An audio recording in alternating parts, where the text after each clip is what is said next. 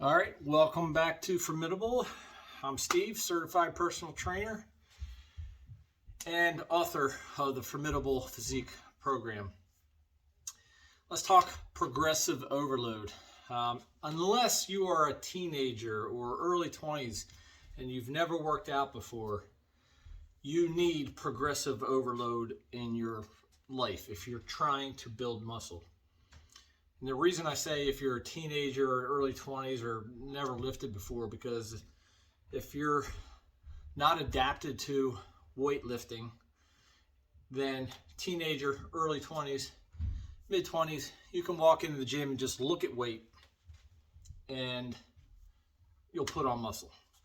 But if you're not in those categories and you're trying to put on muscle, even if you are in those categories and you're trying to put on muscle as quickly as possible, the most efficient way possible, then you need progressive overload.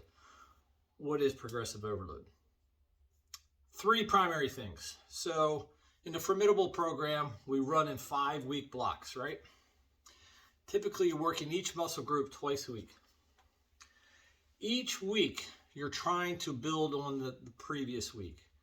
And the first thing you're trying to do is increase your volume. So let's just say biceps are a primary focus of yours.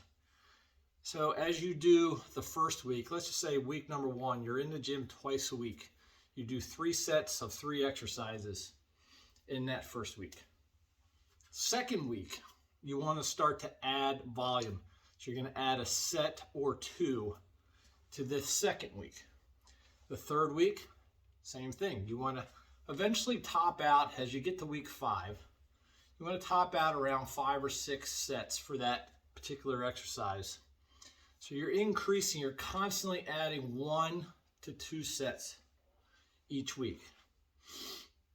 And then second concept of progressive overload is bar weight or dumbbell weight or whatever's on the cable machine.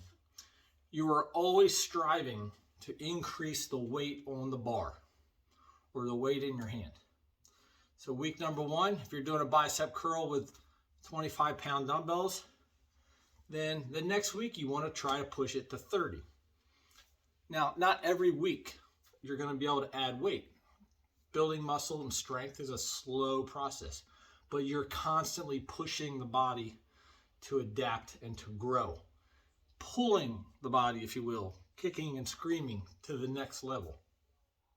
So if you're bench pressing 120 pounds in week 1, week 2, try to add 2.5 pounds to each side, so 5 total pounds.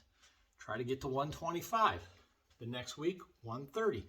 Not every week you're going to be able to add weight. So you're staying within that rep range, but you're trying to add more weight. So if you're doing 10 to 12 reps, 120 week 1, 125 week 2, 130, so on and so forth. And then the third concept of progressive overload is ratcheting up the intensity.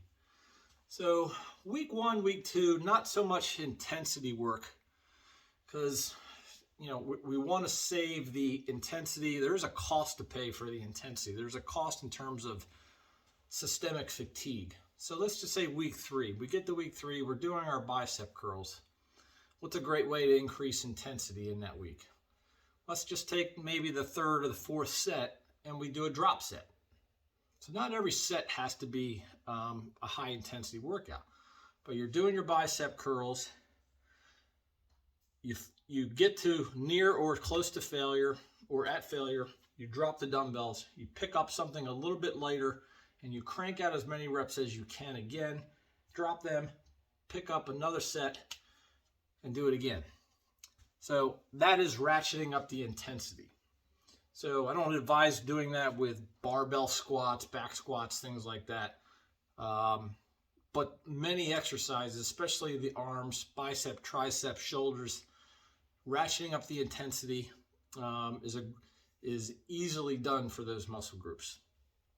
Forced reps is another way to do it. So if you have a spotter, you have somebody with you that can kind of help you crank out those last few reps. And you can't do it on your own, but your spotter can help you with that. So they're the three concepts that are proven concepts to build muscle. The progressive overload bus, if you will. Picture an image with volume, bar weight, and intensity in that bus. Those three things are imperative to building muscle. It's progressive overload at its finest. All right, we'll talk soon. All right, today's leg day for me. I'm focusing on quads and hamstrings. My first exercise is a front squat. Back squat is fine here. There's numerous exercises for quads. I prefer front squat as opposed to back squat. It's safer for me. I've had some L4, L5 problems in the past, and by moving the weight to the front of the body, I think reduces the compression on the spine. So front squat is a mainstay in my workout. So going relatively heavily with this one. So 3 sets of 6 reps.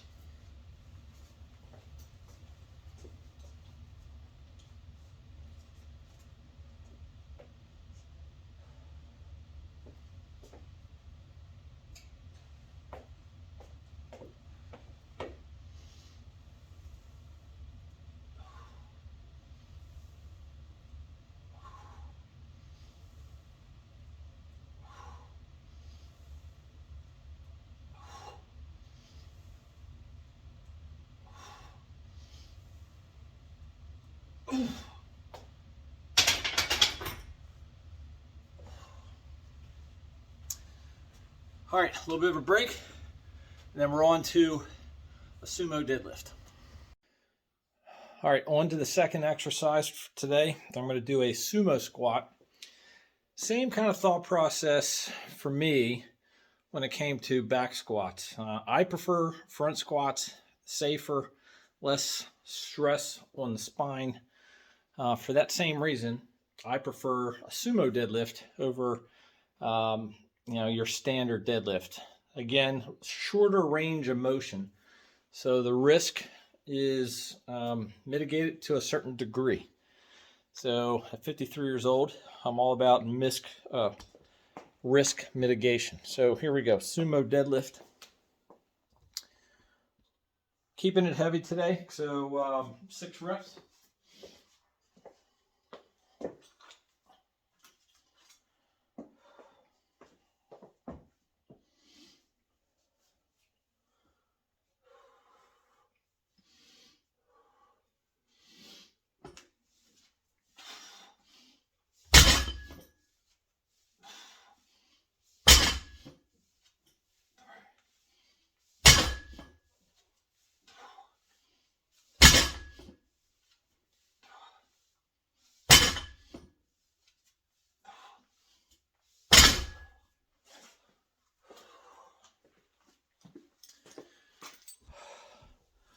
Okay,